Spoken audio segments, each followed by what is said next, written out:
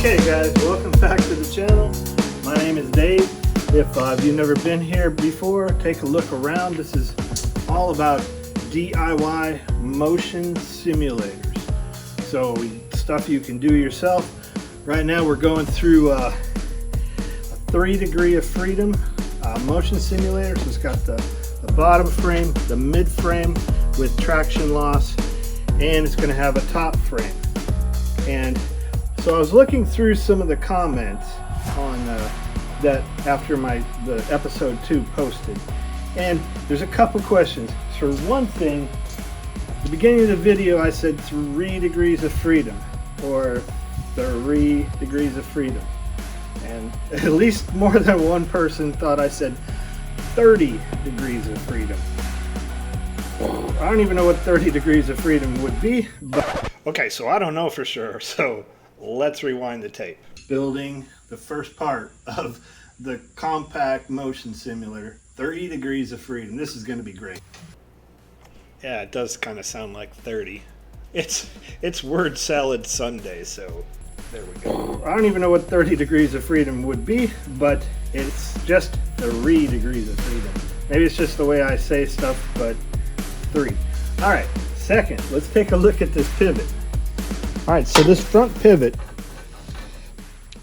just because I ground this down, I think, yeah, you can see it. So I ground it down to be even, and there was a couple people that was thinking that this thing rubs on here and it won't turn. Well, it turns just fine. If there is a problem, you can just put a little spacer in there, but I wanted it to be flat across the front. All right, one other thing. If you look at the metal, I guess this stuff has been sitting at the home improvement store for quite some time because there's a lot of surface rust. And I know that my other rig, this one here, you know, I never did paint it because I was just constantly modifying things. Well, I'm gonna paint this one. So after we get it all welded up, I'll just take off the stuff and then hit it with some good paint. Well, I'm gonna remove the rust, sand it down, and hit it with some paint. So, you know, it's gonna be a step above. Now the parts are starting to come in for this thing. Right at the end of the video, I got these 3/8 inch right hand and left hand tie rod ends. I got them off the Amazon. I put the link in the description, and this is a set of 4 of them. We're only going to be using 3 sets, so we're good to go. The last thing, the mystery seat has arrived. Ooh man, this is gonna look good. All right, so back in the day, I had my drag race cars. I would put these seats in there. They're lightweight. I got these from Jegs, I think. The other ones maybe from Summit Racing. They're about 12 pounds. So they're about the same lightweightness. I mean, the thing doesn't weigh much at all. It's about the same as that aluminum seat. The aluminum seat is just way cooler, but this one, you can buy padding, which I may do that. But what I'm hoping to do is get this thing fitted around me pretty good, and then maybe this winter make a fiberglass mold and then reverse mold it with the carbon fiber that I have. That'll make this seat, instead of 13 pounds, about maybe, I don't know, 2.5. But this is what's going on this rig. Previously, we drilled these the axles for the skateboard wheels 2 inches inboard and 1/2 inch from the bottom. So we're going to do the same thing right here in the back. So we're going 2 inches inboard, 1/2 inch up.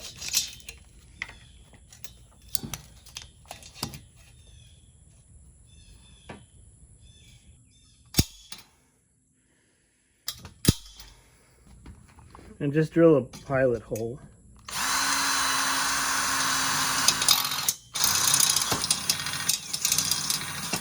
These 5/16 bolts, they're a little bit long, but so we can cut these off if we need to. I'm just going to leave them like this for right now because I got to take them apart anyway. I just didn't have any of these 3.5s. I had some 4-inch ones, so there we go. So in case you're wondering if you need a welding table to weld, no, you can use wood, like these 2 sawhorses. You just need to clamp the clamp on the metal that you're going to be welding. Yeah, I was going to use these little things to kind of go in here and bolt it, but I already got a bolt right here, so it'll come right off. All right, so I'm getting ready to put in the center member. Remember, it's 14.5 inches in between the rails, so this piece was 14.5. So this is 29. So I'm looking at right around 29. And basically we want the wheel to contact this bottom member. It's only going to move like this much anyway. So I'm just going to clean up the surfaces and tack them in real quick. It's going to be maybe a little bit different for you depending on the wheels that you use, but I mean, you can see where the weight is going to be. We want it riding on that bottom frame, that 1.25 inch steel tubing. And then we'll move on to the rear stabilizer. Grind it down a little bit.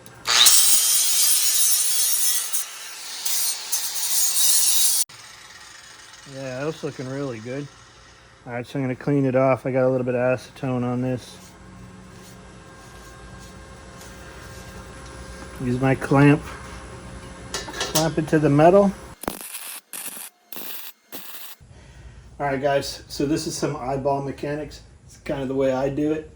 I'm not a machinist, but it seems to work most of the time. So we got our top and our mid frame. Now when the wheels are right here at the edge of the bottom frame, I want to be able to support these back wheels.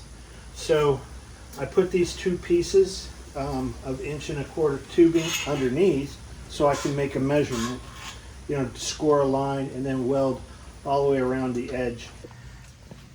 Really, I just set it on here, get it level, score the line with my razor blade, and I'm going to be cutting down that line.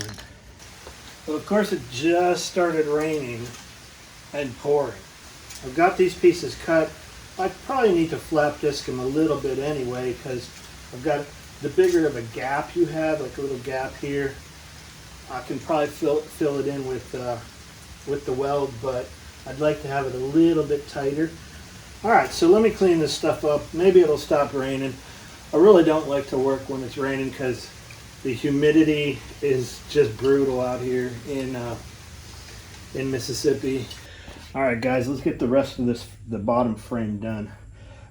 So I cut these right here at 45.5. And I'm going to box them in with another 1.25 inch steel tubing. I'm going to leave a little bit of slack on either side. I cut these 2 pieces out. They need a little bit of work, but right now I don't have them measured, other than I'm going to be placing them right here on both sides. And the reason I'm leaving a little bit of extra room, because I'm going to be able to mark them right here and then weld these things down, trim these things off. All right, so let me get to work. All right, so I got the bottom piece welded up. This is the flipped over side.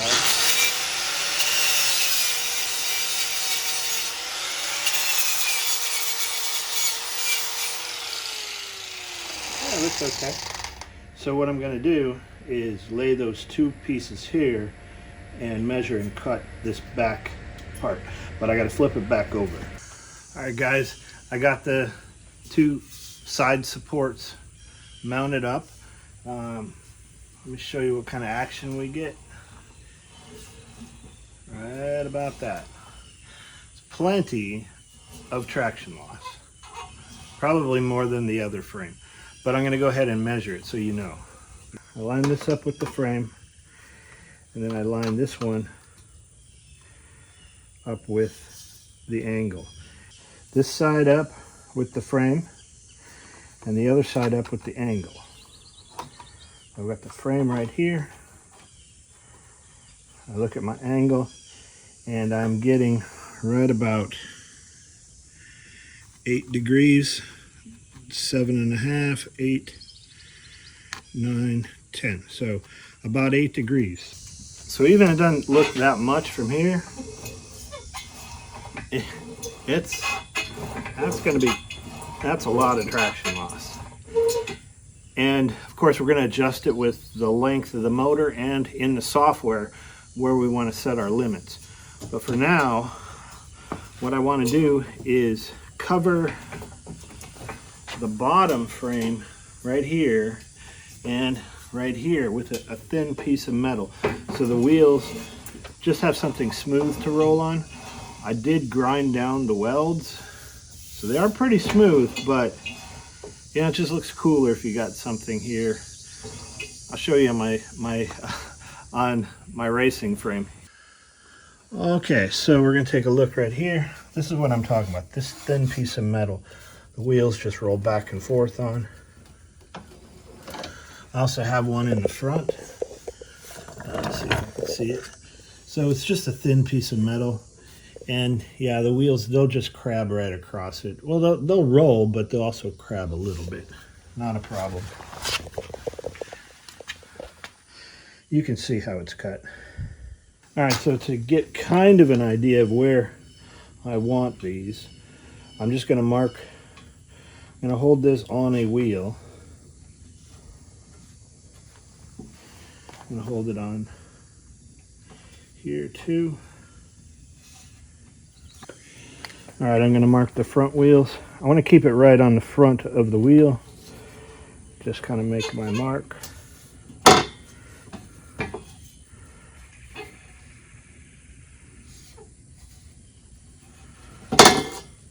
So I know that the wheel is going to be running here, and the wheel is going to be running right about here. So what we want is our piece of steel just to cover that little gap, the little gaps in here, and this gives us an extra inch on the outside, and I want it to cover in here. So I'm just going to cut this out.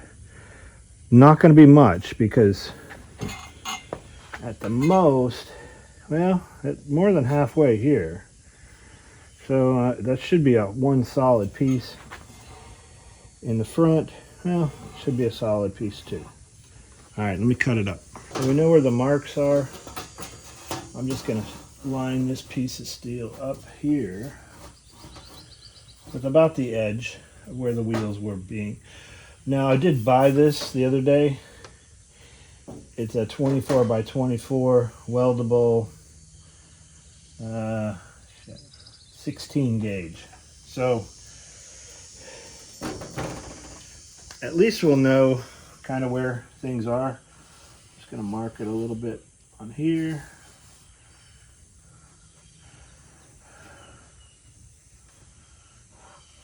So I'm going to cut it straight across here. Just going to lay this along the edge. And along this edge.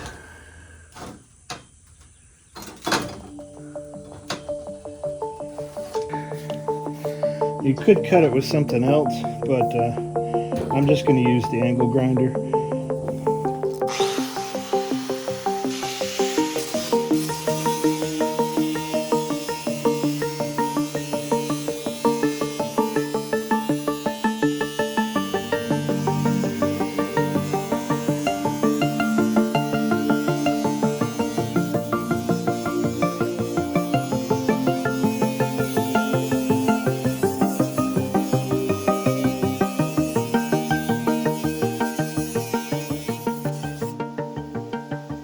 And then all we have to do is the same thing for the back. We'll draw it out on the sheet metal, and we'll just cut it. Now the angle grinder, it'll do a curved cut. You just got to be careful and take off a little bit at a time. Same when you're doing a straight cut. You just want to take a little bit off at a time, kind of score it, and just kind of keep at it until you wear away the metal. I mean, you could use jigsaw. That'd be an option. I just like the angle grinder because it's a little bit quicker and it's one less tool that I gotta put away. from my stack of freaking tools. So that should hold it on this side. I'm going to go to the other side, let it cool down a little bit, try to see how the wheels are. I don't think anything moved because I got this clamp on here, but do the other side, and then I'll finish up the back, and then we'll take a roll around one more time. All right, so even though they do look great and all, I want to grind them down. That way the wheels, if they do encounter one of the tack welds, at least it's just going to ride smoothly over it. Let's get that done.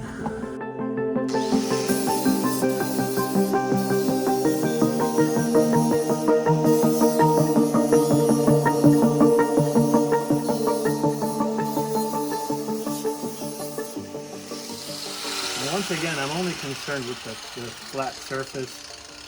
Really don't care what these things look like. So you can put on as many as you need. It's just going to hold it in place. So I might put a few more. I don't need to weld it solid. At least on the other rig I didn't.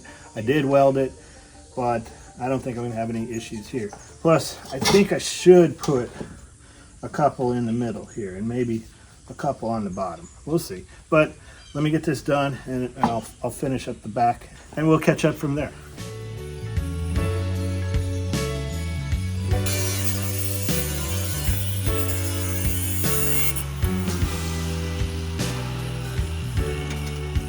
Hey guys, look, it may seem like there's a lot of different things to do, and there is, to be fair. You want to wear like gloves. Now I know that a friend of mine, he bought the leather apron, which is probably way smarter than me, and you are going to make mistakes. One time on the first rig, I'm just cutting away and I cut the cord in half. So I mean, things will happen. You just got to get beyond them and you know, do your best, because it's well worth it. Now let's fit this thing in place. All right, so I got this. We're gonna take a quick look at how it fits. I tacked it one more time in the middle. A few of these here, I ground it all flush so the wheels aren't bumping over anything. And I did it one, two, three, 4 times on the bottom. Now we'll do the same thing on this. I'm gonna try to get rid of the rust. I've been trying slowly but surely, and I'm gonna prime it because we're pretty much done with this, except for mounting the motor, either the lever, the tie rod, and I'm not really sure where I'm going to put it, but either we're going to mount the tie rod, and I'm probably going to end up mounting the motor to this mid frame. Even though I wanted to do it on the bottom, it's just going to be easier to do it right in the middle on the mid frame, and then run a tie rod to move the mid frame across. All right, so let me get this done.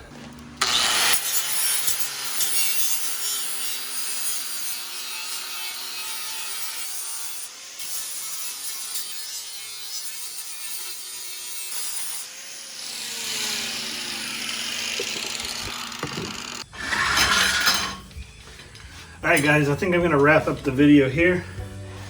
The traction loss frame is ready to go. All we're going to need to do is use some of these tie rod ends. These tie rod ends connect, mount up the motor on the top, on the mid frame, and it's going to push against the bottom frame. So we're going to get our traction loss that way. Then we'll run a couple cross braces. I'm not really sure, but I think the seat is probably going to go right here. That's the way I kind of designed it. So it's going to be up in the air quite a bit, and it's going to be riding on this U-joint. So we're going to have to make a mount for that. But you know, things are coming along.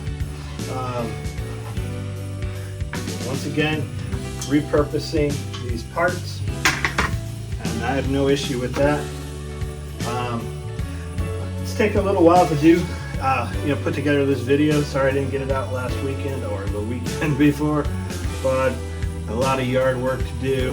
Got some some power outage to deal with. So we've been out of power for maybe 7 hours. So I have the generator running. Let's take a look at this thing. You see that little light there? Generator. Yeah, that kind of sucked. But anyway, all right, till next time, Dave out. Check it back.